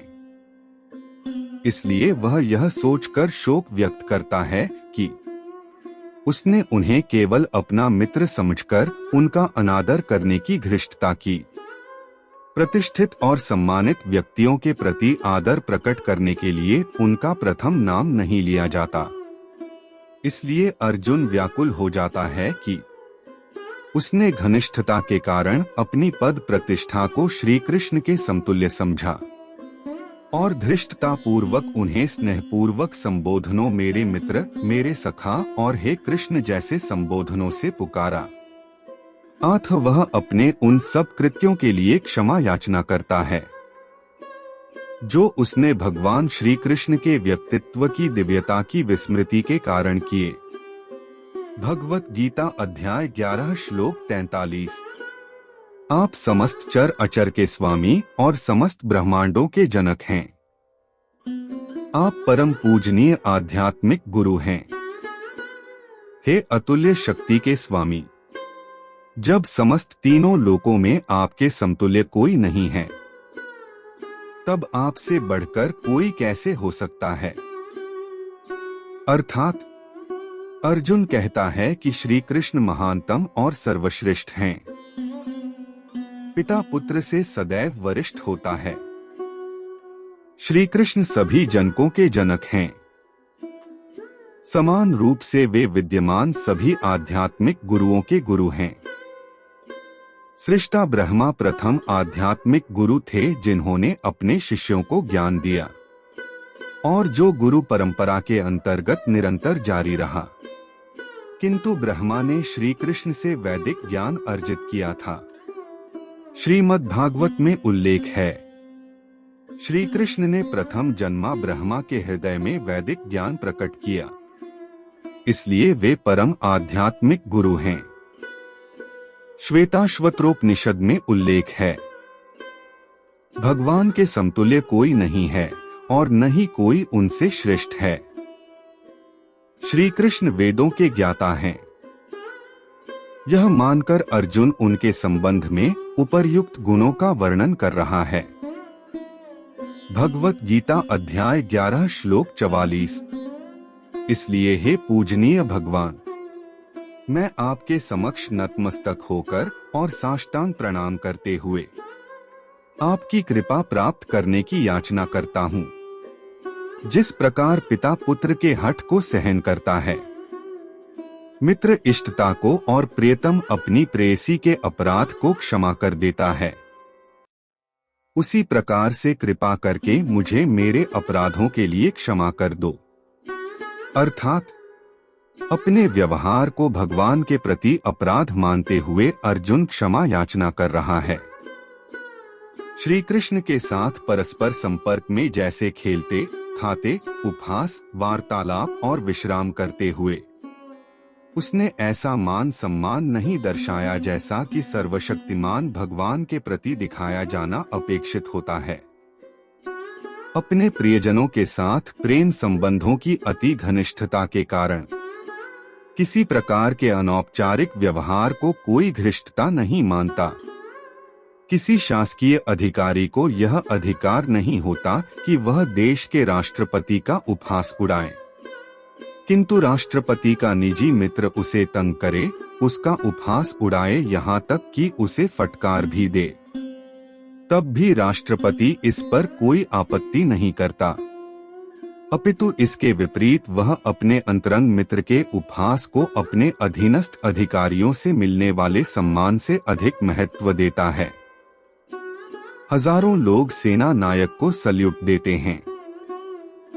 समान रूप से अर्जुन के श्री कृष्ण के साथ घनिष्ठ संबंध अपराध नहीं थे, अपितु वे अतरंग मित्रतावश गहन प्रेम भक्ति से युक्त हाव भाव थे।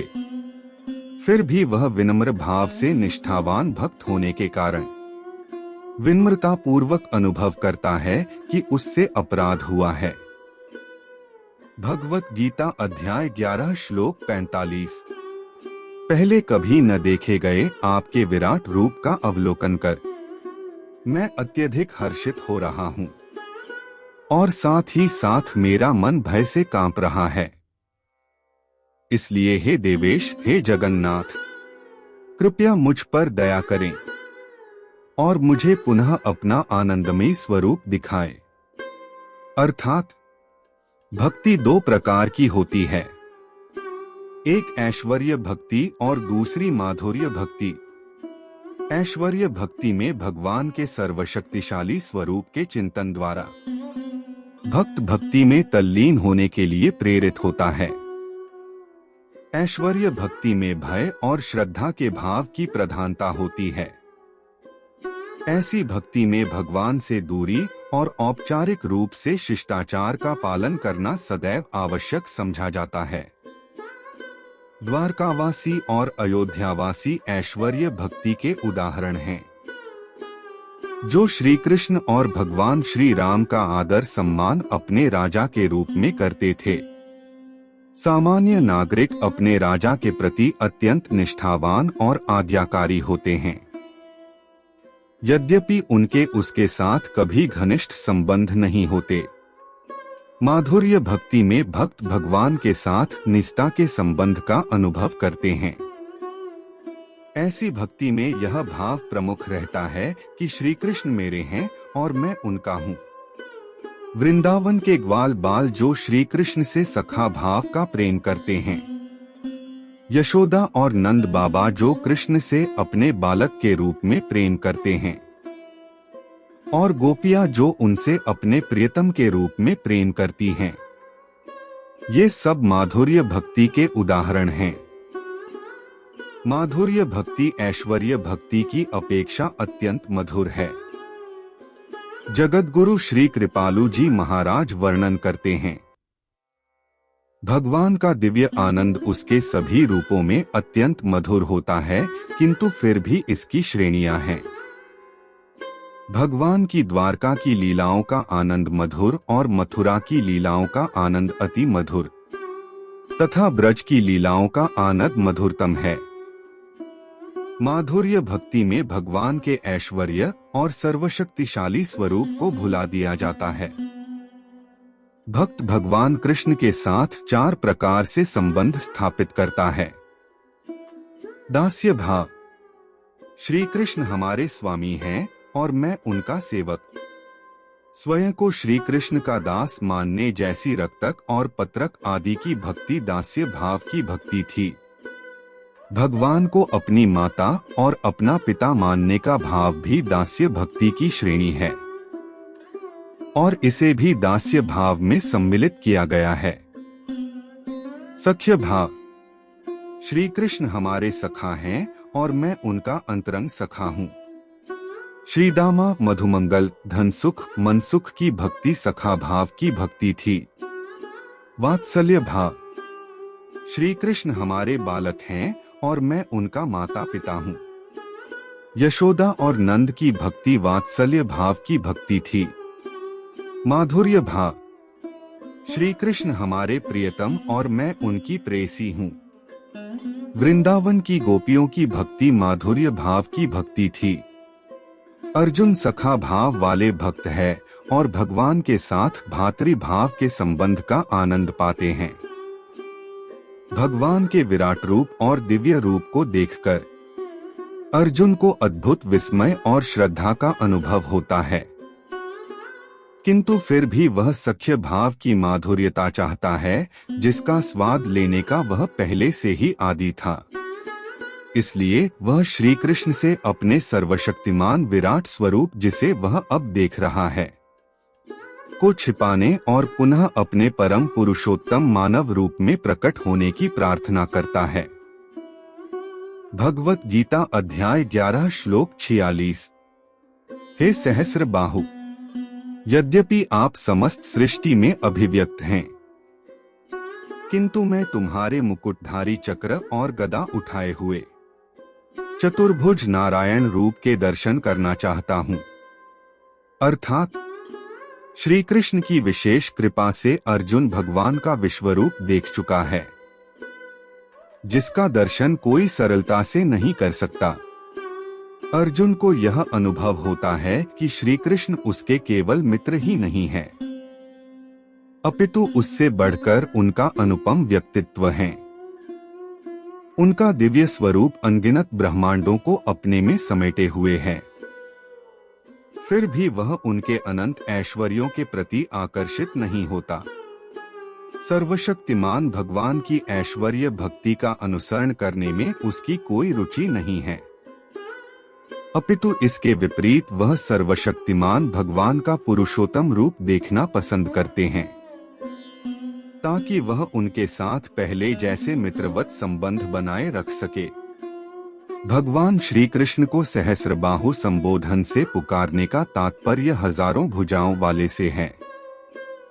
अर्जुन अब भगवान श्री कृष्ण से अपना चतुर्भुज रूप अर्थात 4 भुजाओं वाला रूप दिखाने की प्रार्थना कर रहा है। एक अन्य अवसर पर श्री कृष्ण अपने इस चतुर्भुज नारायण रूप में अर्जुन के सम्मुख प्रकट हुए थे। द्रौपदी के 5 पुत्रों के हत्यारे अश्वत्थामा को जब अर्जुन बांधकर उसे द्रौपदी के पास ले आया, तब उस समय श्री कृष्ण अपने चतुर्भुज रूप में प्रकट हुए थे। चतुर्भुजधारी श्री कृष्ण ने जब भीम, द्रौपदी और अन्य के कथनों को सुना, तब वह अपने प्रिय मित्र अर्जुन की ओर देखकर मुस्कुराने लगे। भगवान से चतुर्भुज रूप में प्रकट होने की प्रार्थना कर अर्जुन यह भी पुष्टि कर रहा है कि भगवान का चतुर्भुज रूप उनके 2 भुजाधारी रूप से भिन्न नहीं है। भगवत गीता अध्याय 11 श्लोक 47।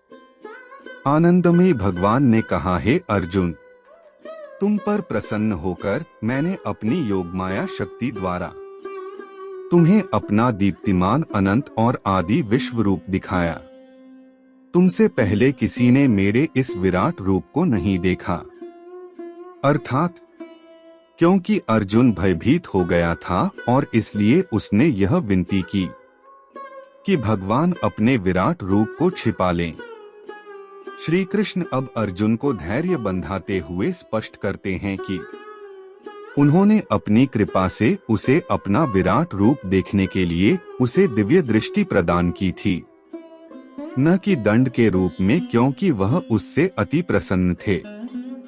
यद्यपि दुर्योधन और यशोदा ने भी भगवान के विराट रूप की झलक देखी थी, किंतु वह इतना व्यापक, गहन और विस्मयकारी नहीं था।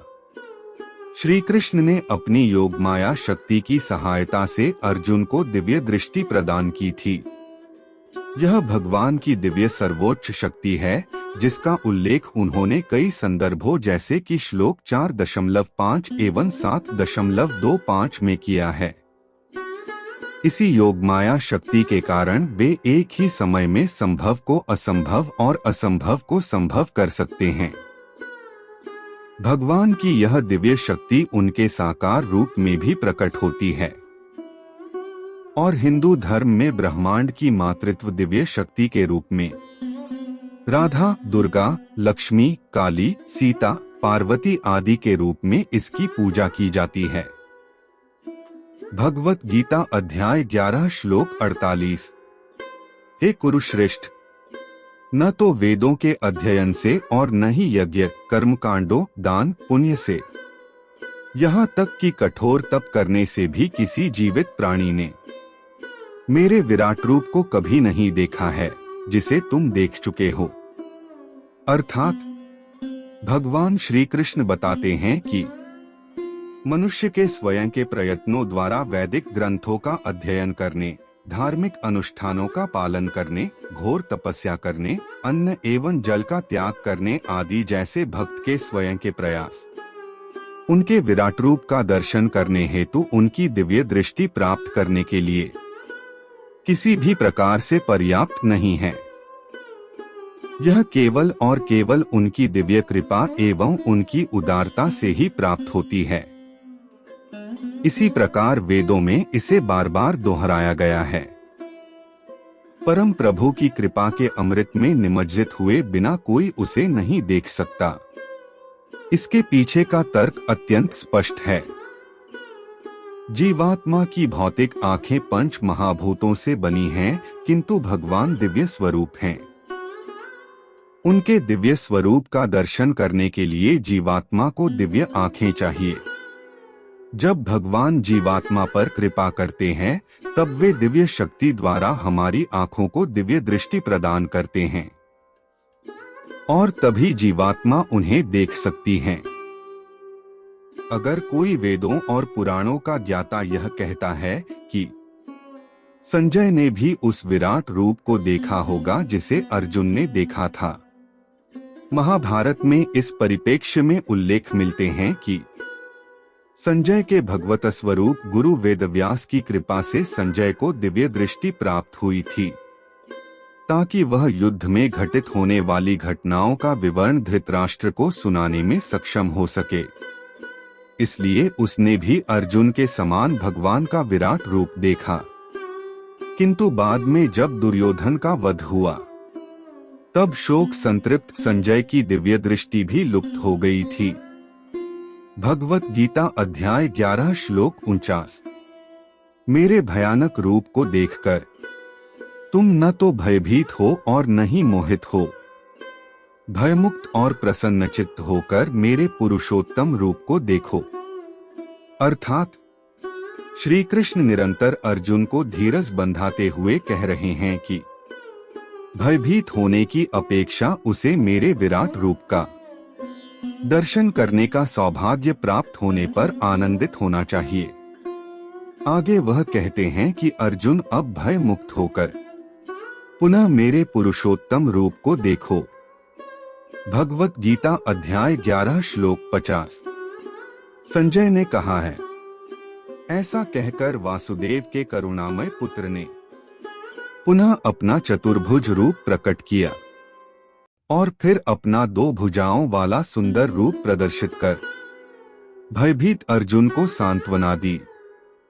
अर्थात श्री कृष्ण ने अपने विराट रूप को छिपा लिया और फिर वे अर्जुन के सम्मुख अपने चतुर्भुज रूप में प्रकट हुए, जो स्वर्ण मुकुट, गदा, चक्र और कमल के पुष्प से विभूषित था, जो कि समस्त दिव्य ऐश्वर्यों, गौरव, सर्वज्ञता, सर्वशक्तिमत्ता का पुंज था।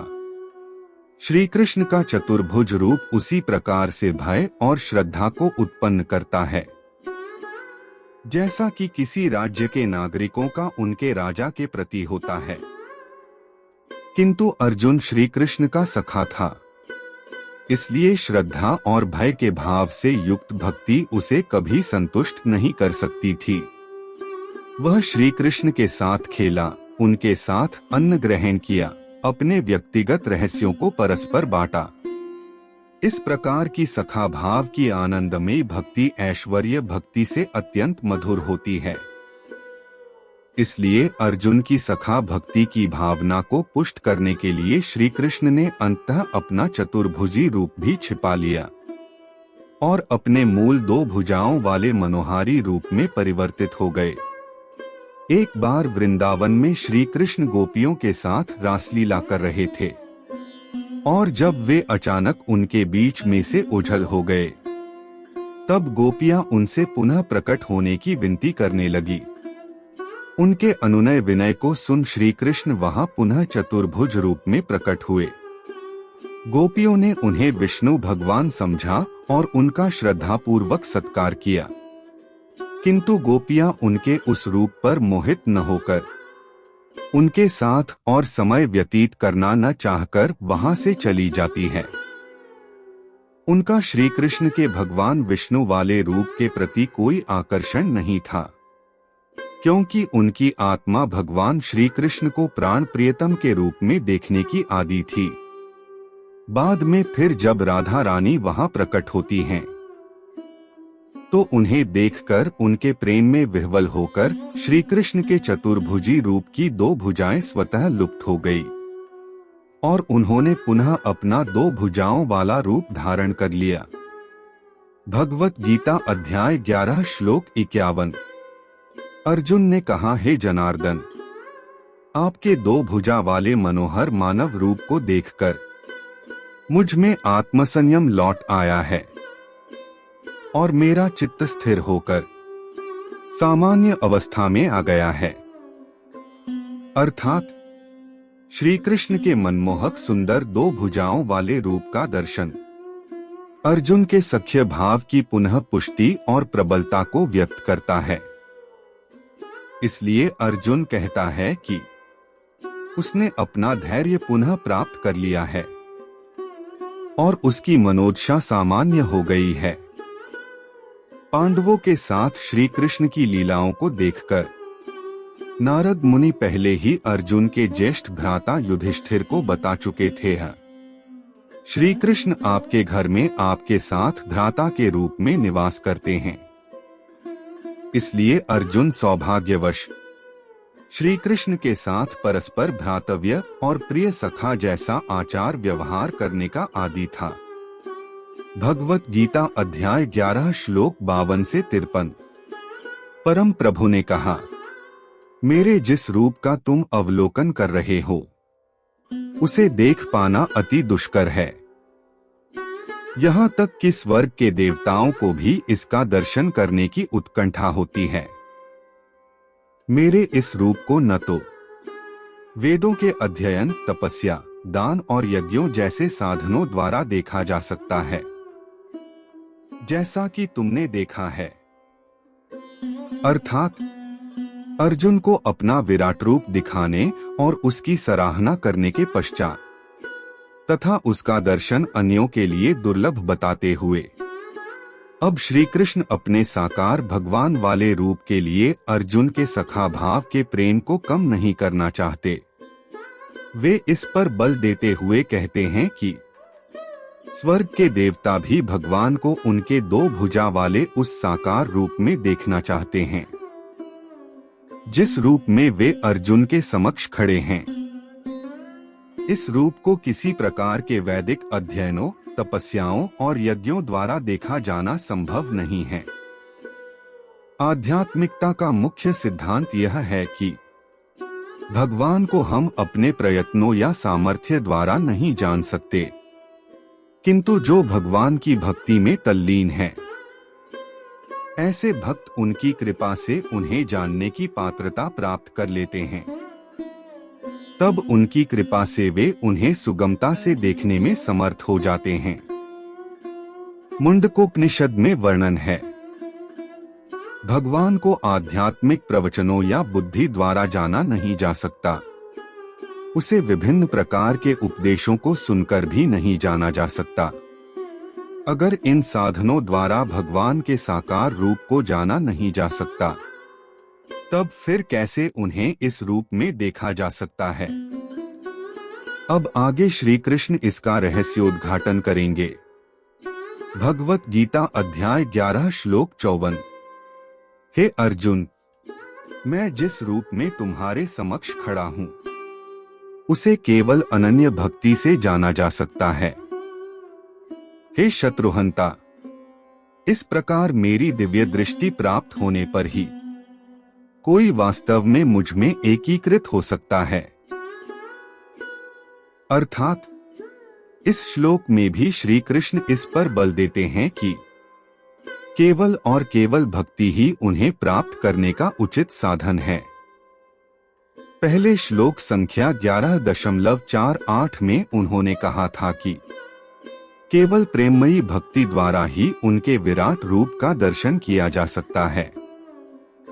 अब इस श्लोक में भी श्री कृष्ण अत्यधिक बल देकर कहते हैं, मैं जिस दो भुजा वाले रूप में तुम्हारे समक्ष खड़ा हूँ, उसकी अनुभूति केवल कठोर भक्ति द्वारा ही की जा सकती है।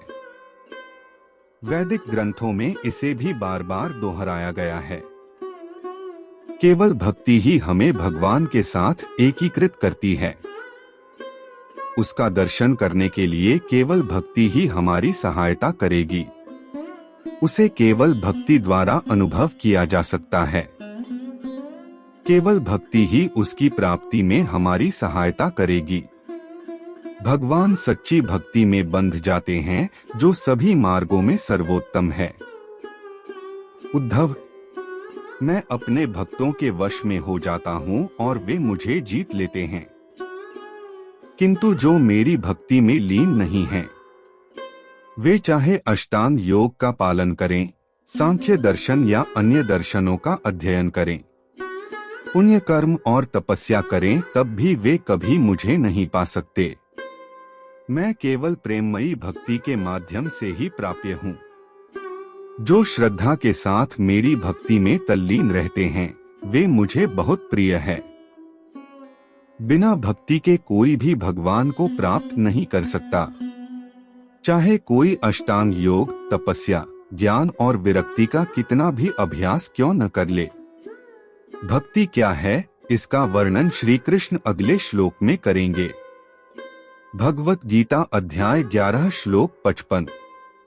वे जो मेरे प्रति अपने कर्तव्यों का पालन करते हैं, जो मुझ पर ही भरोसा करते हैं, आसक्ति रहित रहते हैं और किसी भी प्राणी से द्वेष नहीं रखते, ऐसे भक्त निश्चित रूप से मुझे प्राप्त करते हैं।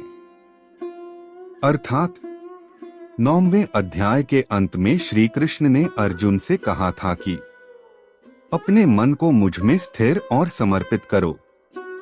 इस प्रकार की भक्ति को बढ़ाने के प्रयोजनार्थ वे अब आगे अपने रहस्यों को प्रकट करना चाहते हैं। पिछले श्लोक में उन्होंने इस पर बल दिया था कि भक्ति का मार्ग ही सर्वोत्कृष्ट है। अब वे अनन्य भक्ति में लीन भक्तों के 5 लक्षणों को चिह्नांकित कर इस अध्याय का समापन करते हैं। मेरे प्रति अपने कर्तव्यों का पालन करने वाले परम भक्त अपने कार्यों को लौकिकता और आध्यात्मिकता के बीच विभाजित नहीं करते। वे प्रत्येक कार्य भगवान के सुख के लिए करते हैं, इसलिए उनका प्रत्येक कर्म भगवान को अर्पित हो जाता है। संत कबीर कहते हैं, मैं जब चलता हूँ, सोचता हूँ, तब प्रतीत होता है कि मैं भगवान की परिक्रमा और चिंतन कर रहा हूँ। जब मैं काम करता हूँ, सोचता हूँ, तो लगता है कि मैं भगवान की ही सेवा कर रहा हूँ, और जब मैं सोता हूँ तब ऐसा प्रतीत होता है कि मैं उनकी पूजा करता हूँ। इस प्रकार से मैं ऐसा कोई अन्य ऐसा कर्म नहीं करता जो उन्हें समर्पित न हो। मुझ पर आश्रित है जो आध्यात्मिक अभ्यास के बल पर भगवान को पाना चाहते हैं। वे पूर्णतया भगवान पर आश्रित नहीं होते, क्योंकि भगवान को केवल उनकी कृपा से ही पाया जा सकता है, न कि आध्यात्मिक प्रथाओं के पालन से। उसके अनन्य भक्त उन्हें पाने के लिए अपनी भक्ति पर आश्रित नहीं होते। इसके विपरीत उन भक्तों का पूर्ण विश्वास केवल भगवान की कृपा पर होता है, और वे अपनी प्रेममयी भक्ति को केवल भगवान की दिव्य कृपा प्राप्त करने के उपाय के रूप में देखते हैं। वे मेरे प्रिय भक्त होते हैं। भक्त किसी अन्य प्रकार की आध्यात्मिक क्रिया जैसे सांख्य ज्ञान को विकसित करने, अष्टांग योग, यज्ञ का अनुष्ठान इत्यादि का पालन करने की आवश्यकता नहीं समझते। इस प्रकार वे केवल अपने प्रियतम भगवान के साथ अपने संबंधों को प्रगाढ़ करते हैं। वे केवल सर्वात्मा भगवान को सभी वस्तुओं और व्यक्तियों में व्याप्त देखते हैं। वे आसक्ति रहित होते हैं। भक्ति के लिए मन की अनुरक्ति आवश्यक होती है। ऐसा तभी संभव है जब मन में संसार के प्रति विरक्ति उत्पन्न हो। इसलिए अनन्य भक्त सभी प्रकार की सांसारिक आसक्तियों से रहित होते हैं और मन को केवल भगवान में स्थिर करते हैं। वे किसी प्राणी से द्वेष नहीं करते हैं। यदि मन द्वेष से भरा हो तब वह भगवान के प्रति अनन्य भक्ति में लीन नहीं हो सकता। इस प्रकार अनन्य भक्त अपने भीतर किसी प्रकार के विद्वेष को आश्रय नहीं देते, यहाँ तक कि यदि कोई उन्हें कष्ट भी दे या उनका अनिष्ट भी करे, अपितु इसके विपरीत वे यह सोचते हैं कि भगवान सभी प्राणियों के हृदय में निवास करते हैं और सभी परिस्थितियों को उन्हीं से उत्पन्न मानकर वे अपना अहित करने वालों को भी क्षमा कर देते हैं।